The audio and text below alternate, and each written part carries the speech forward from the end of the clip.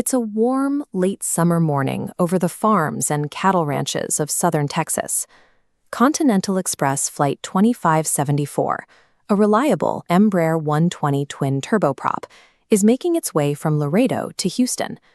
Up in the cockpit, Captain Brad Patridge and First Officer Clint Rodosovich are nearing the end of an entirely routine trip.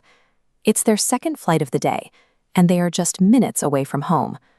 Then, in a fraction of a second, the plane violently pitches forward. The aircraft experiences a massive -5G dive, plummeting towards the ground at more than 500 kilometers an hour. The impact in a farmer's field is so absolute that first responders find the debris unrecognizable as an airplane. Witnesses on the ground who saw the aircraft fall and ignite immediately report that an explosive device must have detonated midair. The sheer violence of the crash and the resulting fire created an immediate smokescreen, temporarily masking a terrifying, invisible failure. Federal investigators immediately began scouring the crash site for traces of foul play, but chemical testing of the debris quickly and conclusively ruled out the presence of any explosives. Curious, the flight recorders deepened the mystery. The audio captured perfectly normal cockpit conversation, suddenly interrupted by a stall warning. The pilots had zero advance notice, and they committed no errors. Then search teams found the entire tail section sitting 200 meters away from the main wreckage. The Embraer 120 features a T-tail design, where the horizontal stabilizer sits high on top of the vertical fin. Finding it this far back confirmed the aircraft had broken apart while still in the sky. Examining that severed tail revealed a highly specific anomaly.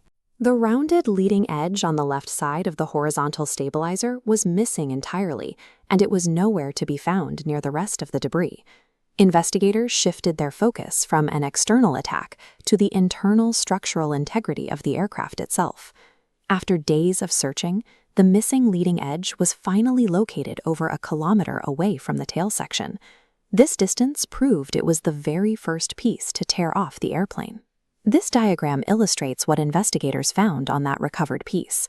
The lower screw holes were cracked and elongated, ripped violently through the metal. However, the perfectly clean upper holes prove the piece was manually unscrewed, leaving no trace of violent tearing.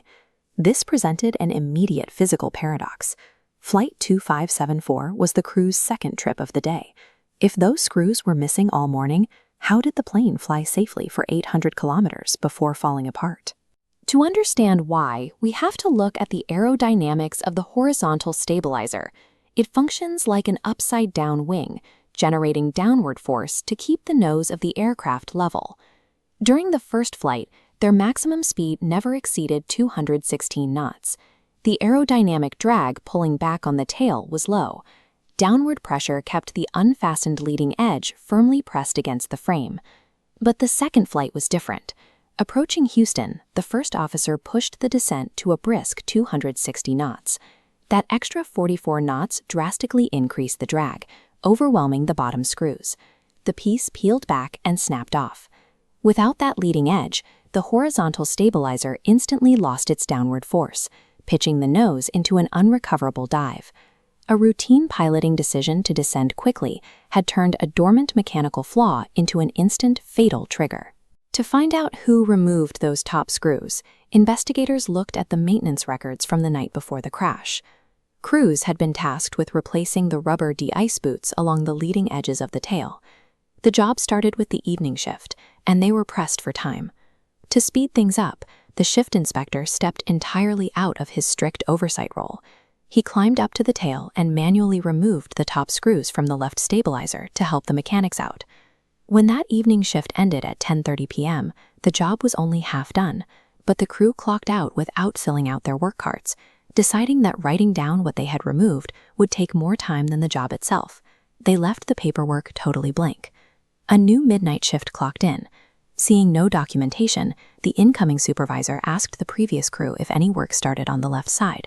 He was told no. Realizing they were short on time, the midnight shift decided to just finish the right side and skip the left altogether, sending the plane back out into service.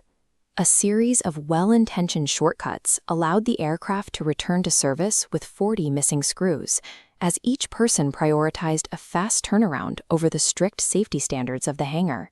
In its final report, the NTSB pointed beyond the individual mechanics, assigning responsibility to the airline's senior management for the environment they created. The crash illustrates the Swiss cheese model of failure, where a catastrophe emerges only when multiple minor, localized errors align to form a single, clear path to disaster. Today, commercial airlines operate under much stricter oversight because of this flight.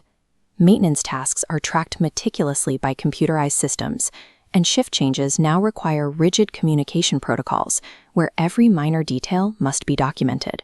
While often viewed as tedious bureaucracy, these records provide the essential continuity that human memory lacks. In high-stakes environments, the protocol is what actually maintains the integrity of the machine.